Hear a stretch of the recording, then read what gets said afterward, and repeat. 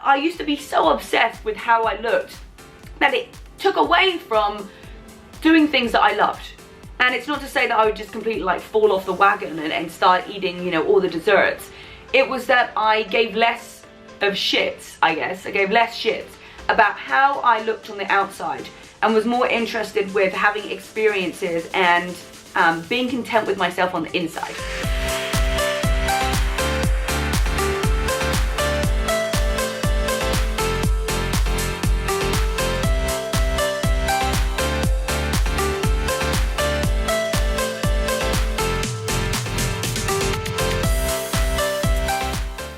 Alrighty everybody, excuse my voice. It's actually because I haven't been speaking to anybody for the last, when was the last time I actually had a conversation? It was probably like 17 hours ago. So you know when sometimes you're like, oh, my voice actually didn't come out right. So anyway, let's get started with this podcast. Welcome back everybody to the It Takes Grit podcast, where we are here to level up your results, whether it's fitness, it's nutrition, it's your life, your relationship, just you as a whole being leveling up. Okay, and I am bringing you this episode from the beautiful Florence in Italy. I'll give you guys a little bit of a peek out of my window. So if you're listening on YouTube, you can see this. If not, you will not be able to. But yes, this is my little view out here today. So it's brilliant. I've been in, let me just bring you guys back around. So I have been in Florence and Tuscany, Italy, basically for the last 6 nights. Yeah, this is I've had my last night last night. I'm gonna move on to somewhere else today. But I came with a group of people who organize entrepreneurs kind of getting out of their normal day-to-day stuff and traveling. Now I travel a lot, so it's not like I need the extra help to travel.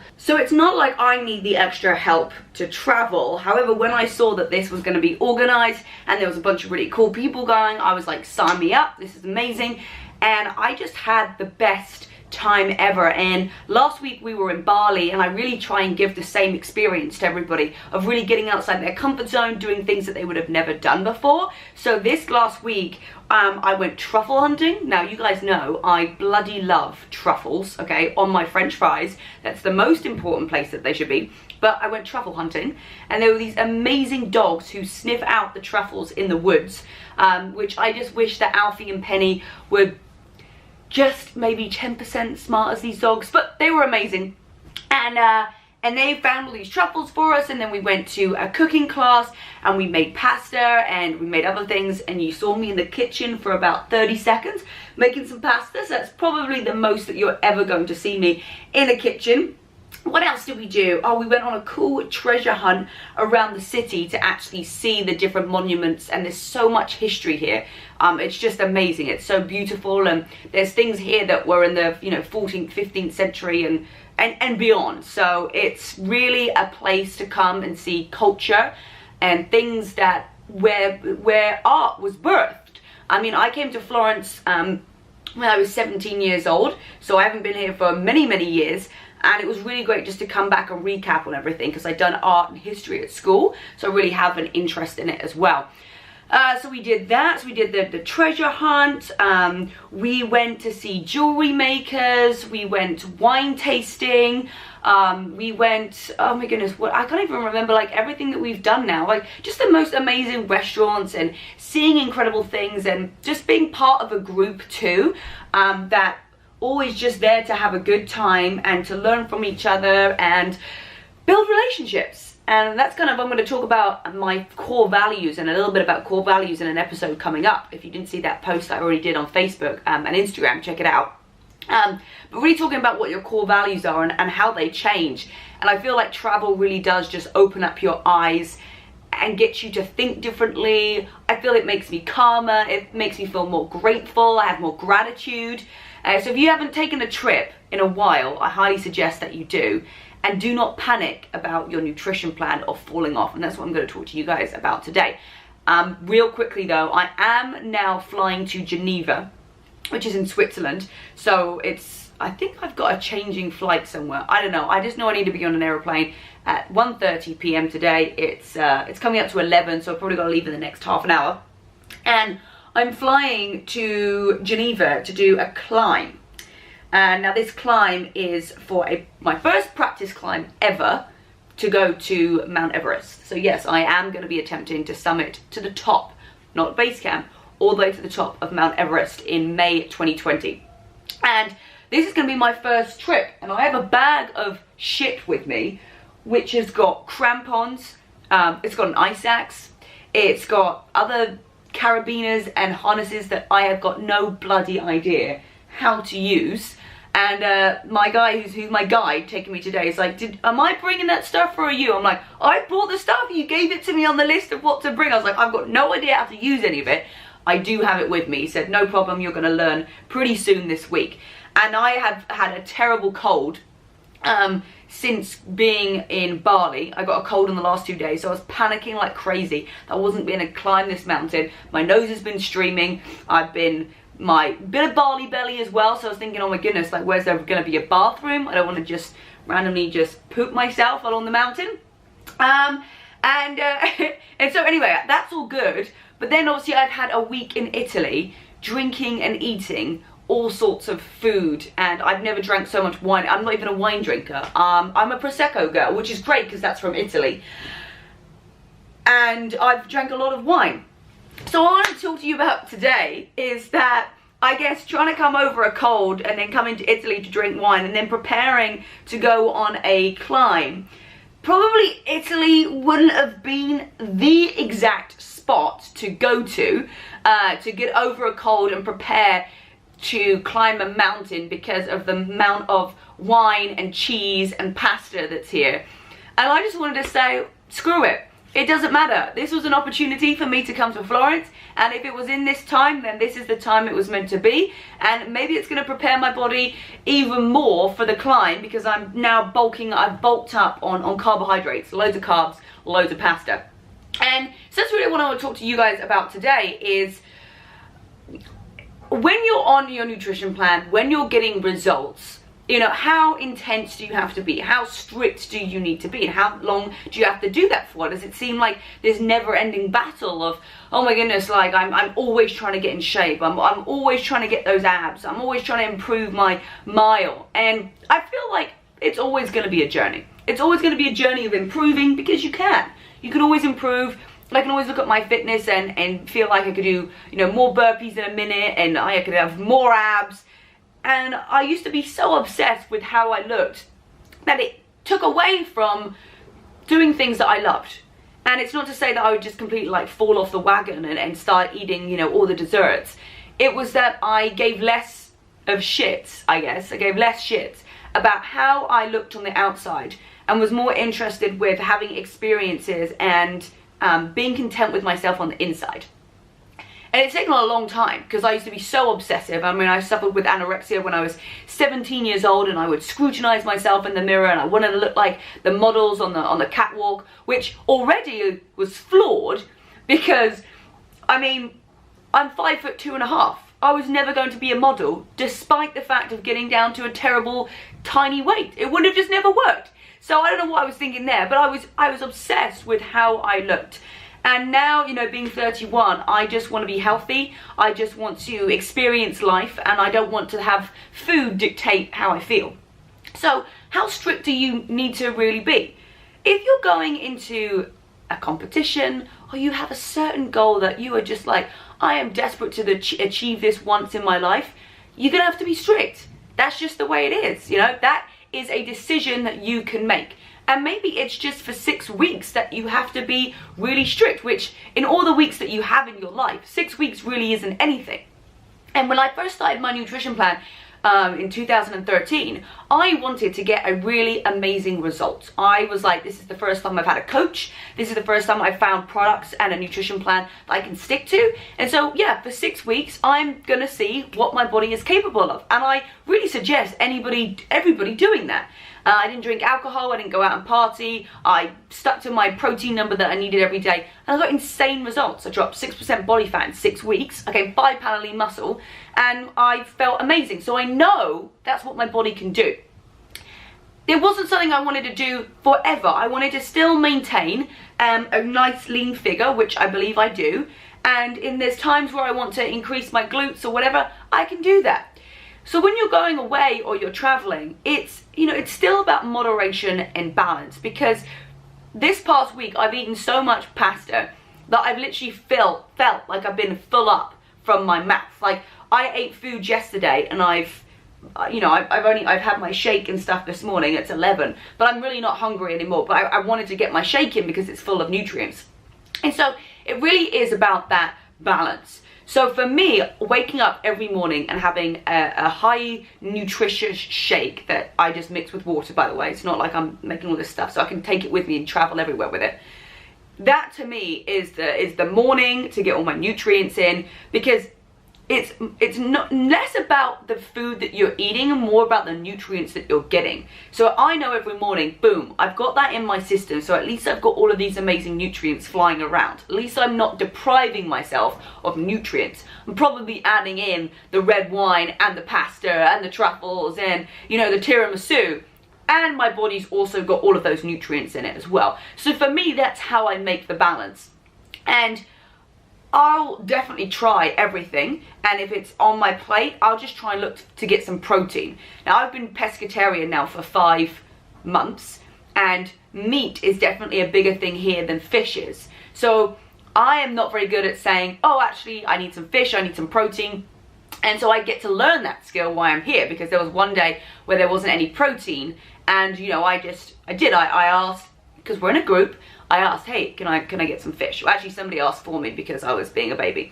Because I don't really like causing confrontation or whatever. But I'm getting to understand that, you know, for my nutrition needs, I need to get protein. And you guys need protein in as well. So I got some fish in there. And so I knew that I was only coming to, you know, Italy for 6 nights. And, you know, 4 of the nights I was with people. The rest of the nights I was by myself. So those nights where I felt super full, I actually didn't go out for dinner. I just had my shake in the evening. And so I wasn't like hitting it hard for like 90 days with pasta and red wine and, you know, tiramisu and so many carbs. It was actually just a very short period of time. So I say that if you're going away or you're going traveling, take nutritious foods with you. Now, if you're not a massive fan of shakes, then you haven't tried ours. They're so tasty, and they really are a game changer in helping you get all the nutrients in. But if you're just going away for a short period of time, it's not going to completely mess up your results. Just like one good meal isn't going to get you abs, one bad meal isn't going to lose all of your results if you're on your results journey. And it really just depends on you and where you want to be. And still making sure that throughout the day, because typically when we go on vacation and there's a lot of carbohydrates, there's a lot of sugar, is that you look to get some lean protein in.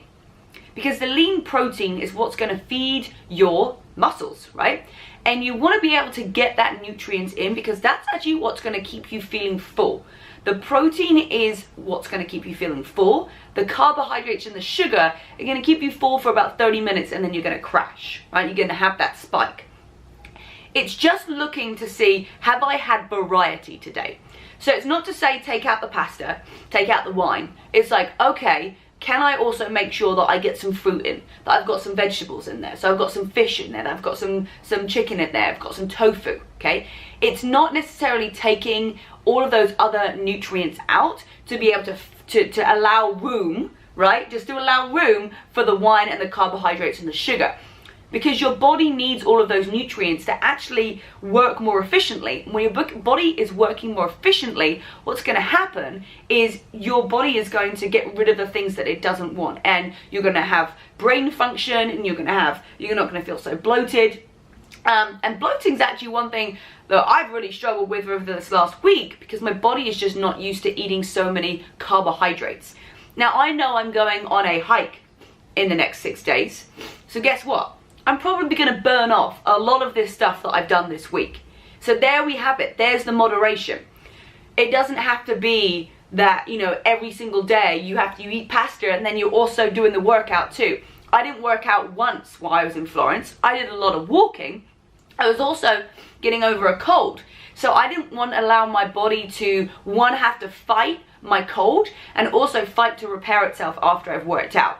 And that's another thing, if you're not feeling great, just do some light stretches, some walking, just to get your body moving. You don't want to do a full workout because your body's going to work twice as hard then to repair. And the most important thing that I wanted was my body to repair my cold, which I still have still a little bit lingering. So by the time I'm starting to hike on Tuesday, which will be the day that this video comes out, I should be all good. So I'm filming this on the Monday, the day before, which is the 14th of October, 2019. And yeah, so I wanted my body to repair and recover my cold, which also meant that if you're feeling sick, you need to get the other nutrients in, you need to get the protein in, you need to get the vitamins and minerals in, and you know, and your shakes, your smoothies, and your fruit and your vegetable. It's really important to be able to get those in your body as well. And so if your body is fighting, trying to repair your body from workout, you know, taxing and tearing, breaking down all your muscles, you also need to be able to repair having a cold. So I didn't want it to have to work two ways and split up its time. So I was focused on eating some good carbohydrates and pasta and all sorts of yummy foods over the last week, repairing my cold, and then I know I'm going to be able to burn it all off next week. So you can do it that way, or you can do it that you're doing a little bit of exercise each day throughout your vacation. You can get your workouts in by going snorkeling, go to see a waterfall. Like, going and seeing things on foot is going to help you keep your metabolism going and get those results flowing. So at the end of the day, how strict do you have to be to get results, or when you're traveling? It is all of your choice. It really is your choice. And the most important thing for me, and I hope for you too, is that you're healthy. Is that everything is in moderation. That if you're drinking wine, you're doing it in a way that's appreciating the wine, and you're not doing it just to get drunk, right? You're enjoying the experience. You're eating the pasta to try the pasta and to be part of the process and to get to taste other cultures. You're not doing it just to eat, okay, and just to fill up your stomach. So it's really the way that you look at things. Like I said last week, the way you look at things, if you look at things differently, the things that you look at will change. You are ultimately the person who gets to decide how strict that you want to be, and it all just depends on those results that you want. If you are happy not having a six-pack, which, by the way, 100%, that is no problem. Life is not determined by who has a six-pack. You might not want to have a six-pack. Great.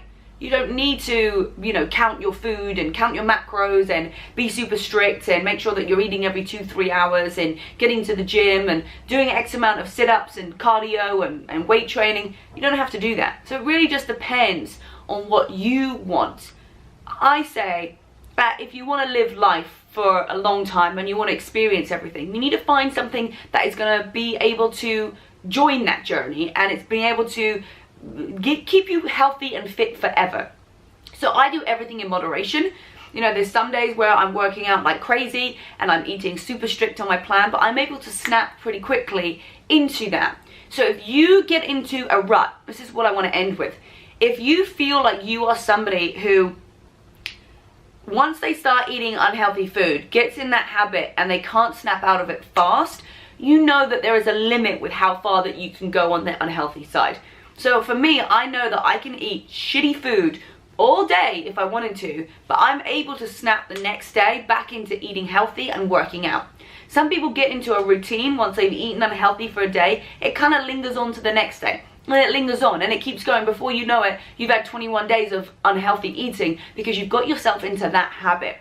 I've learned that if I do have an unhealthy day, the next day it's not unhealthy. I'm not having unhealthy foods. I'm making sure that I am getting all of the nutrients that my body needs, and I'm getting a workout in.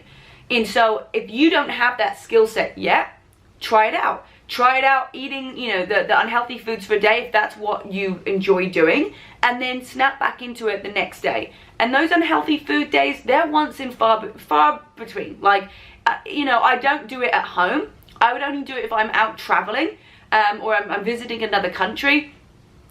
Very rarely am I at home in Huntington Beach and have a day where I'm eating unhealthy foods, because that's not the place for me to do it. The place for me to do it is when I am, you know, maybe at a function or a party or a family Sunday thing. I'm doing it when, you know, I guess there's a reason for it. I guess there's, you know, I'm not just bringing it into my house. And so if you don't want to eat unhealthy, do not buy unhealthy foods from the store. Like, that doesn't make any sense. That cannot go into your basket. And so maybe your rule is that you have those desserts, you have the things when you're outside of your house, and those things don't come into your house. Like, they're never ordered. Nothing like that ever comes into our house. We'll have a little bit, even with alcohol. I don't drink alcohol in the house, very rarely, unless we're maybe a pre-drink before going out for dinner somewhere, but it's never just in the evening having a drink. It's always for an occasion, and I feel like that makes it seem exciting, and I'm able to, I get excited by enjoying that drink because it's somewhere different, it's a novelty, it's not my norm, and then it's a treat for me, and I get to do that outside of my home. So that could be something that would help you when you're on this journey, and realizing that, you know, you don't have to be super strict about absolutely everything. You can live a wholesome life by enjoying everything and just having things in moderation. And again, if you want to, it does take grit. It does take grit to say no to the foods that come inside your house. It does take grit to say no to, you know, you're going to a party and there's wine there, but you've got a result that you want to get. That does take grit, and so you've got to find that grit inside of you and that why as to how you can say no. How you can say no when someone says, hey, would you like, you know, would you like a cocktail? And you're going to somewhere, you know, in 2 weeks, and you want to be the best version of yourself. You've worked so hard on these results. And that really is finding that grit within inside of you. And obviously, you know, this podcast is all about the grit that it takes. And that is why we have a book coming out next year. Yes, August 2020. I'm so excited. We've just, this is another story. I'm just telling you a bunch of stories today. We got the book cover. I designed the book cover and sent it off to the publishers, and they've kind of done their thing, and they sent it back, and it was pretty airbrushed. My photo was actually very airbrushed. I didn't even look like me, and I was like, no, this is not how I want it. Like, they'd airbrush like my freckles out, my lines when I smile, like here over my eyes. And it didn't even look like I was smiling. My face looked super, like, didn't look 3D.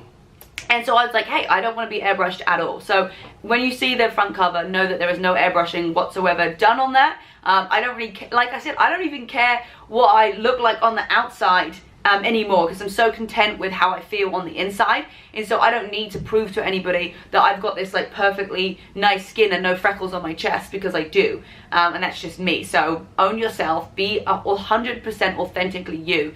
It really doesn't matter. I don't want to be airbrushed. This is me, and I'm enough as I am. And you guys are enough as you are too. So never feel that you have to be airbrushed or you have to look a certain way, because you don't. So anyway, so the book is coming out next year, August 2020. It takes grit. And I'm not airbrushed on the front cover, so you get to see me in all my glory. Okay, so to wrap up this episode, and I'll be bringing you the next one. I'm probably going to put a vlog up too of my climb, which is going to be the first one that I'm ever doing. So wish me luck. I'm going to have no freaking idea what to do with my crampons, my ice axe, my helmet, all these things that I've got to learn over the next week. So I really feel that I'm going to learn a lot of things about it, the grit that it takes to climb a mountain. And that is honestly the reason that I'm doing this, and I'm attempting to summit Mount Everest next year, is because I wanted to do something for me that took grit, so that I can lead you guys in an honest way. It's not just saying, hey, this is my book.